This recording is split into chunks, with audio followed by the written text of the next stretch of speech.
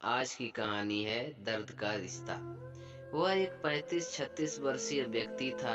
जब वह ट्रेन में सवार हुआ तो विचारों में खोया हुआ था। यात्रा के दौरान भी वह सोचों में डूबा था।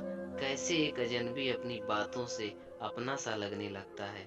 कैसे थोड़ी देर की चैटिंग से भी अपनापन और फोन पर बातचीत रूबरू गुफ्तगू सी लगने लगती है। उसने कागज के एक टुकड़े पर एक पता लिखा हुआ था, जिसे कि वह अक्सर देख लेता था। कई बार उसने फोन में एक युवती के चित्र को देखा और विचारों में गुम हुआ।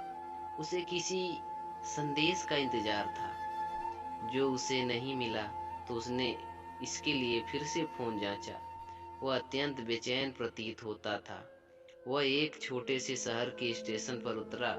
उसके चेहरे के भावों से पता चलता था कि वह पहली बार इस जगह पर आया था।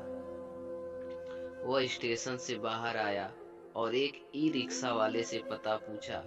उससे आश्चर्य हुआ जब ई रिक्शा वाले को बताया, मैं पते के बारे में बहुत चिंतित था, मुझे मिलेगा या नहीं, पर तुमने बड़ी आसानी से मेरी समस्या हल कर दी। ई रिक्शा वाला बस मुस्कुरा दिया और वे 10 मिनट में उस पते पर थे। उसने कॉल बेल दबाई तो एक आदमी ने दरवाजा खोला। क्या यह रिशिता का घर है? उसने पूछा।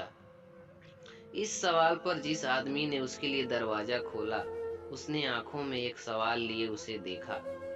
मैं रिशिता का दोस्त हूँ, आनंद। हम पिछले 7 साल से फेसबुक पर दोस्त हैं। मैं उससे पहले कभी नहीं मिला हूँ, लेकिन हमने फेसबुक पर कई बार बातें और चैट की हैं। मैं भी उसकी तरह एक लेखक हूँ। मैं उसका पिता हूँ। आदमी ने एक तरफ होकर आनंद को अंदर आने का इशारा किया। नहीं, मैं अंदर नहीं आऊंगा। मैंने रिशिता से बस 5 मिनट बात करनी है और फिर मुझे जाना है। मैं उसे पिछले हफ्ते के बाद से मैसेज, फोन कर रहा हूँ और वह जवाब नहीं दे रही है। जब यह असहनीय हो गया तो मैं यहाँ जानने चला आया कि वह अच्छी तो है। आप कहाँ से आ रहे हैं? रिशिता के पिता ने पूछा। मैं दिल्ली से आ रहा हूँ। हे भगवान, दिल्ली यहाँ से 1500 किलोमीटर दूर है। आपने एक फेसबुक फ्रेंड के लिए 1500 किलोमीटर की यात्रा की, बस यह पता करने के लिए कि वह कैसी है। उसके पिता हैरान थे। तो क्या हम इतने अच्छे दोस्त हैं कि मैं 2500 किलोमीटर की यात्रा भी कर लेता? आनंद की आवाज में ईमानदारी थी। कृपया आप अंदर आइए। रिशिता के पिता के बहुत जोर देने पर आनंद घर में चला आया। रिशिता के पिता ने उसे ड्राइंग रूम में सोफे पर बिठाया और अंदर चले गए। आनंद इंतजार करने लगा। रिशिता के पिता उसकी माँ के साथ लौटे।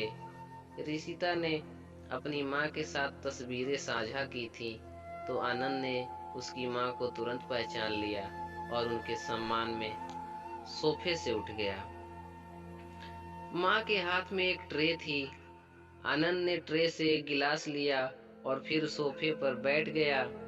रिशिता के पिता और माँ उसके सामने बैठे थे। उसकी माँ उसे इस तरह से घूर रही थी कि वो असहज हो गया था। उसने पहले से ही ऐसी स्थिति का अनुमान था। यही कारण था कि वह घर के अंदर न आकर केवल दरवाजे पर ही रिशिता से बात करना चाहता था। आनंद ने पूछा, क्या मैं रिशिता से बात कर सकता हूँ? फिर मैं चला जाऊंगा, मुझे ट्रेन पकड़नी है। इस पर रिशिता की माँ जोर जोर से रोने लगी। आनंद समझ नहीं पा रहा था कि क्या हुआ था। वह चकित था।